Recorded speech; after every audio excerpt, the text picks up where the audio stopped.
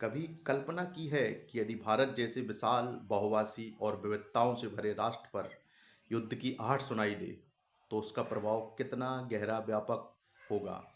युद्ध केवल सीमाओं पर गूंजती तोपों और गोलियों की आवाज तक सीमित नहीं रहता, बल्कि यह करोड़ों दिलों की धड़कनों में उतर जाने वाली चिंता, त्याग और संकल्प की कहानी बन जाता है।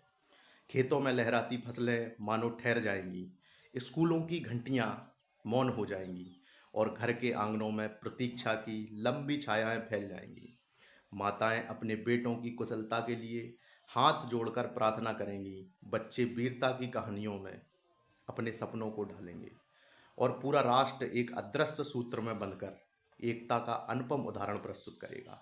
युद्ध का अर्थ केवल रणभूमि तक सीमित नहीं होता, यह समाज के हर वर्ग को प्रभावित करता है।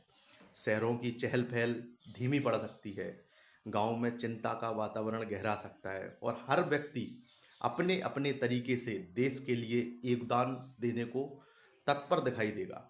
कोई रक्तदान करेगा, कोई सैनिकों के लिए संदेश लिखेगा, तो कोई अपने भीतर साहस और धैर्य का जीप दीप जलाए रखेगा। ऐसे समय में राष्ट्र प्रेम केवल भावना नहीं बल्कि एक जिम्मेदारी बन जाता है, जिसे हर नागरिक अपने कर्मों से निभाने की कोशिश करता है। युद्ध की विभीषिका हमें यह भी सिखाती है कि शांति केवल एक आदर्श नहीं बल्कि सभ्यता की सबसे बड़ी उपलब्धि है। जब सैनिक सीमा पर अपने प्राणों की परवाह किए बिना खड़े रहते हैं, तब देश के भीतर रहने वाले नागरिकों का कर्तव्य और भी बढ़ जाता है कि वे संयम, अनुशासन और एकता का परिचय दें। कठिनाइयों के बादल चाहे कितने ही घने क्यों न हों, भारत की आत्मा सदैव अड़ग रहती है, साहस, सहनशीलता और सद्भावना के उजाले से प्रकाशित।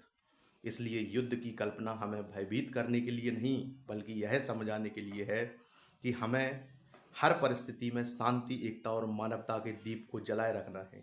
यही वह शक्ति है जो भारत को केवल एक देश नहीं बल्कि भावनाओं से जुड़ा हुआ परिवार बनाती है। और यही संदेश हमें आगे बढ़ने की प्रेरणा देता है कि असली विजय हथियारों से नहीं बल्कि दिलों को जोड़ने से मिलती है। जय हिंद, जय भारत।